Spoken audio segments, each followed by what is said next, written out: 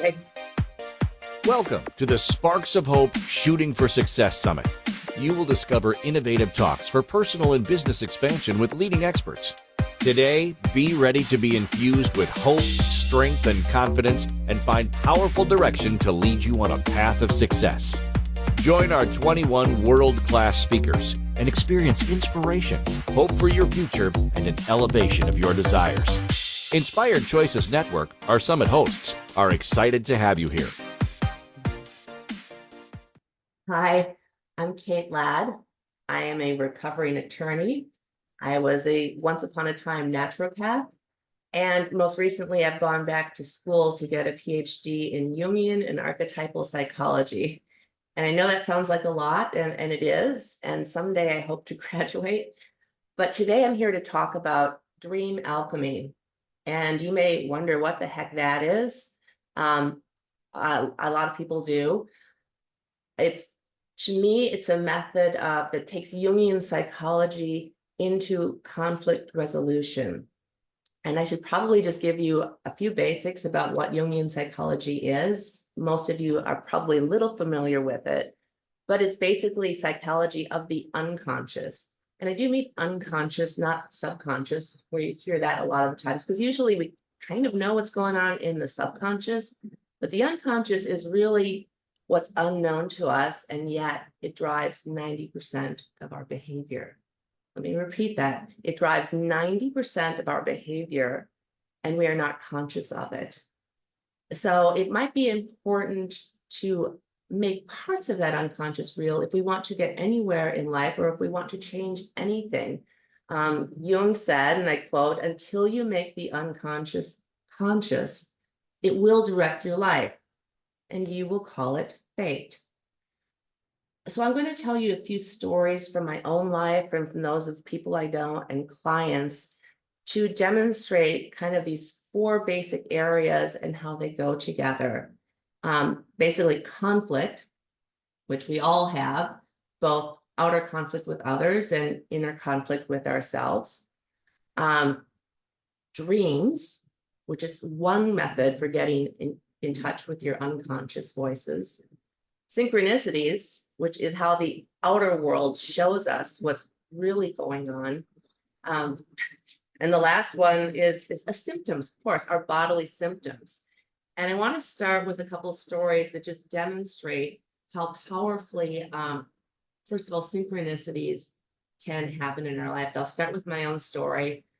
Back when I was newly out of college, my very first job, I was diagnosed with multiple sclerosis, pretty much out of the blue and pretty dramatically. I basically went blind overnight in one eye. And it took them a little while to diagnose it, but they put two and two together. I'd also had numbness in half my body during college and did MRIs and eventually said, "You know what, Kate, you do have MS. Sorry, there's no cure, there's no treatment, there's no medication. Just go on and live a nice life." Now, you might be able to imagine as a 22-year-old that was a little bit bleak sounding. And in fact, at the time, the only person I knew with MS was a friend of my grandmother's who was in fact blind, incontinent, and living in a wheelchair.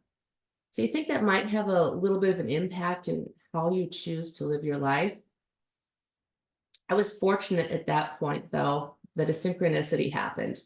I believe it was the very next day. I was trying to distract myself from, whatever this diagnosis meant and what my prognosis was. And I was at a bookstore because I do love reading. And usually at the time, I read novels for the most part. I was not into memoirs or biography at all.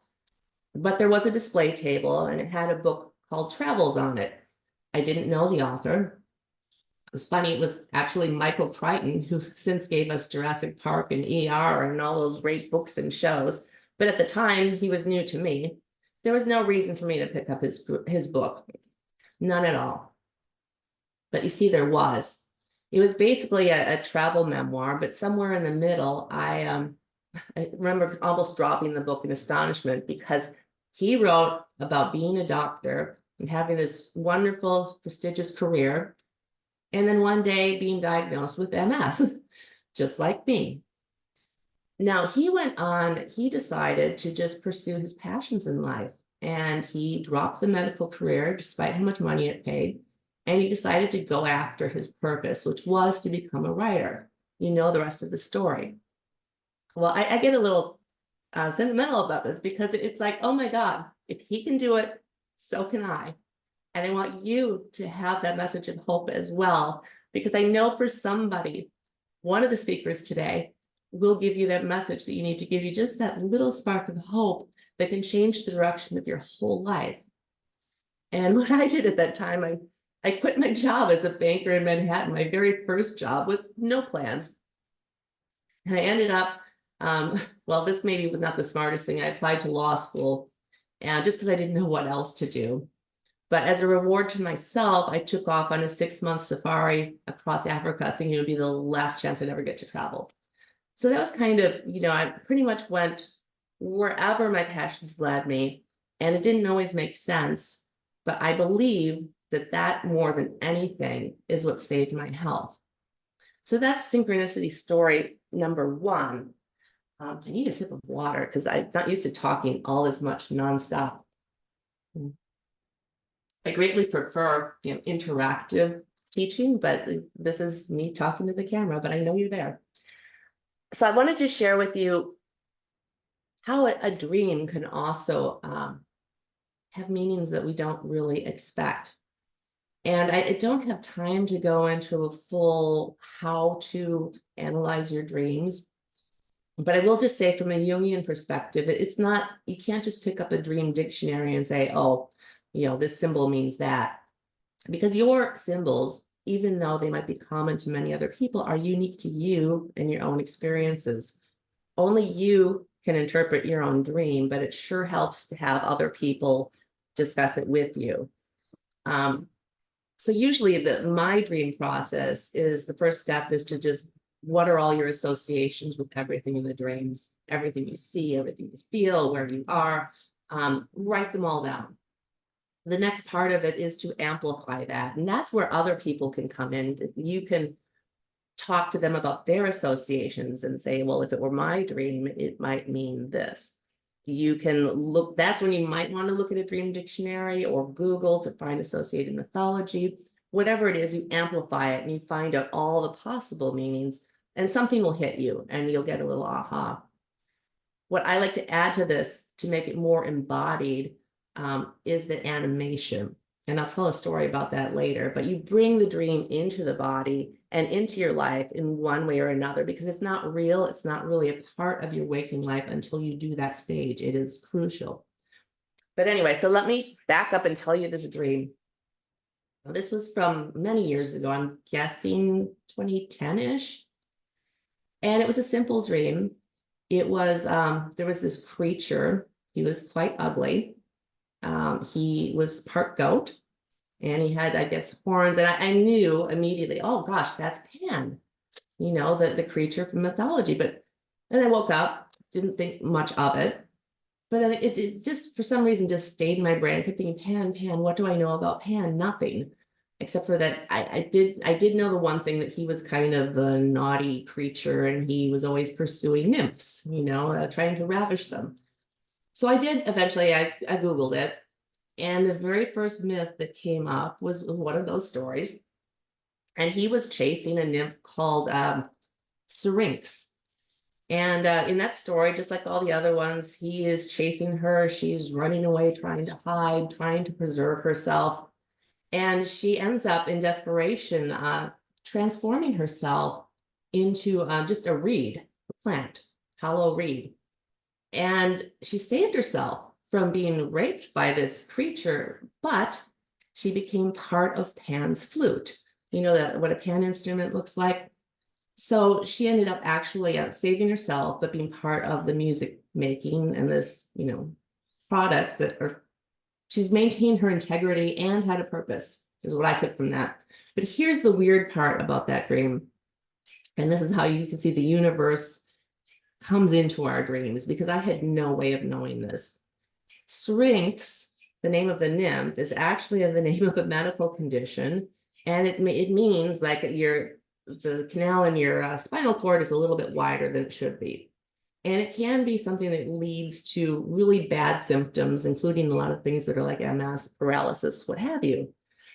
Well, I swear within 2 days of having that dream, I had my routine MRI. They found a syrinx in my spine. So what did I take from that? Well, first of all, the universe had my back. It gave me the knowledge I needed. That nymph was okay. And I knew, and that can't be a coincidence. Strengths and strengths, I was going to be okay too. And that absolutely has been the truth.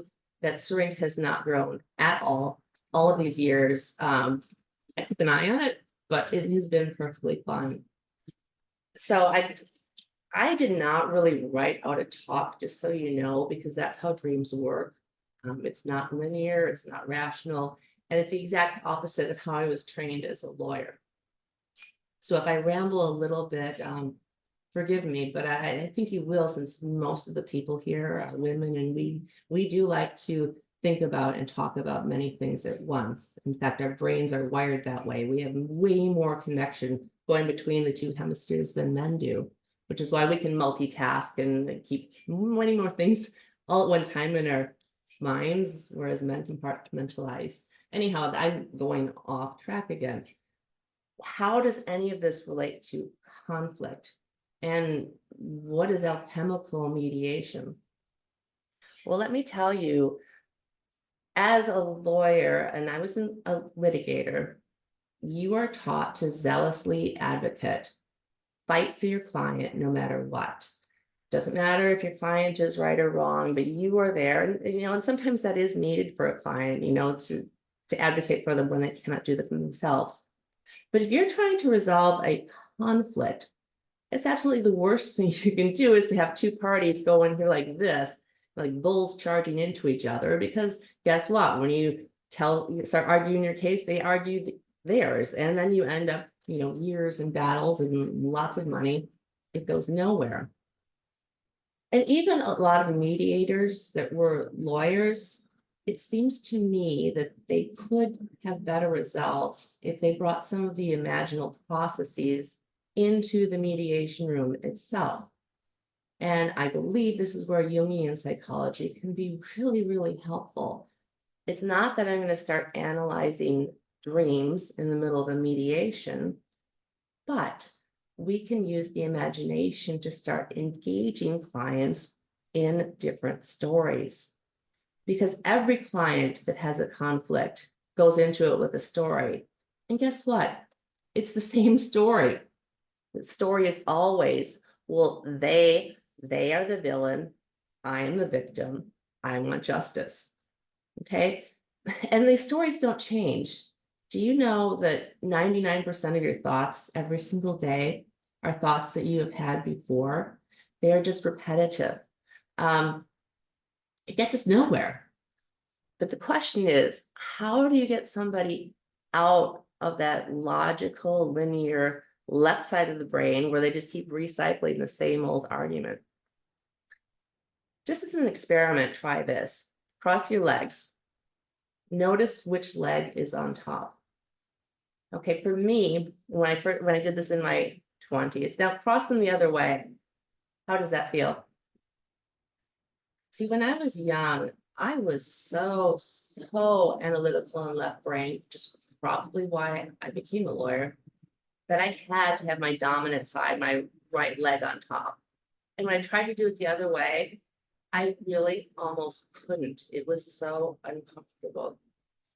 And all this dream work, all this working with the unconscious, all this trying to get back in my neglected body has taught me that there are other ways of thinking that are just as valid, imaginal ways of thinking, intuition. And that's all, right-brained, which is, on the left side of your body. And so I worked really hard in yoga to be able to make myself go both ways. And now I feel almost more comfortable on my left side for many things. But I digress. Getting back to the mediation room, one thing that Jungians pay attention to, they focus on opposites, just like in conflict. And Jung noticed particularly that, we think opposites are so far apart, Whereas in reality, they are so close together, the coin can flip so quickly. And we see that between love and hate all the time, don't we? During a breakup or a divorce, people that love each other more than anything are suddenly in that hate energy. But what happens in mediation when you have two sides that are both saying, well, you're the villain, I'm the victim, and fighting just to be right at all costs, you get nowhere. If you can engage that imaginal part of the brain, and one way to do that is just observe the field around the parties, the energy field, the interactive field, and talk about what you see. And I find language here very interesting because you talk about emotions, but not in the way that we typically do. I speak German a little bit because I went to high school there. And one thing is really interesting, they don't say I'm angry or I'm sad, because that's really just making you literally angry or sad. They say I have anger, I have sadness. And I think what you can do when you're in a room, and maybe not a mediation room, but just having conflict with anybody, say, you know what, I feel that there's some anger here in the field. What can we do about it? What do you think it needs? And I find tools from dream work can work really well here, because one thing you do, what dreams provide you with an image. You personify whatever it is you're feeling. So in a dream, it might be a dragon. How might you personify anger? What does that look like? And when it's out there, not here, it's not something that you caused or I caused, it's just anger, whatever this creature is, we can together ask it what it wants. Now we're still fully awake here. We still might be too much in our left brains. But if you keep the process going and get people talking in an imaginative manner, you can get them looking at their story from a totally different point of view. It might sound a little odd, but Jungians work a lot with images. And one great source of archetypal imagery is, believe it or not, tarot cards. Now, I wouldn't necessarily whip out the tarot deck with people I don't know in mediation, but let me tell you, they absolutely get the conversation flowing in a completely different manner. I had one situation where we pulled the cards, and there was a man and a woman, and the first card was a Prince of Cups, which is a beautiful card. He's holding this almost like a grail, gold, beautiful, and he's offering it, as in like, I'm offering love. And on the other side, guess what? I had the Queen of Swords. Now, she's very independent and fierce, but she's sitting there with her sword. And what we try to do when we have two different opposites is what could possibly mediate between the two. And guess what? It doesn't matter what card I pulled, but I happened to pull a couple, the Tower, things falling apart between these two energies, strength and justice. Well, guess what? If you get two parties looking at these images and say, hey, I know this is not your story, but gosh, how would you help out these parties, from each point of view? How can they get from, being this prince who thinks he's offering what she wants, and this queen who's sitting there with their sword saying, buddy, that's not it. But it doesn't matter what their solution was. They are talking now using their imaginations, and they're not so focused on the facts of their own situation. And I know this sounds woo-woo and different, but it works. You can try it in your personal life if you don't want to try it, professionally out there like I have. And back to my notes here, because I'm a little bit off track. I did want to talk, yes, this is another phenomenon that's closely related to the dreams and the synchronicities and the interconnected universe. Many of you have said, and I also believe, as do the Jungians, that the world without reflects the world within. And Jung had a term for this. He called it the psychoid. And for me, this has shown up in some pretty amazing ways. A lot of times through nature or through birds. And it's usually at a time where we don't know what to do. For me, one thing that happened, I'm at the tail end of my own divorce right now after 22 years, and it was quite traumatic. This was a few years ago when things were just starting to unravel. A number of things happened. We had a California backyard, which is quite small. I had never seen crows in our yard, lots of birds, but never crows in particularly. I was alone, and somehow I opened my back door and there's this dead crow, like just literally right on my back doorstep. It was kind of like out of The Godfather. Like, how did it get there? Because it's a gated place and there was no big window for this crow to crash into and die right there. The second weird thing that happened the same time, and this is a bodily symptom that was weird in its timing. I have never broken a bone in my body, but I had the carpet cleaners there that week, and I made the mistake of going down the stairs too quickly and ended up breaking my wedding ring finger, falling down the stairs. Well, within days of these two kind of disturbing things happening, my husband just left, just disappeared and was gone for months. And that's a whole other story. But what I'm saying is these were signs in retrospect that just seemed kind of really too on the nose.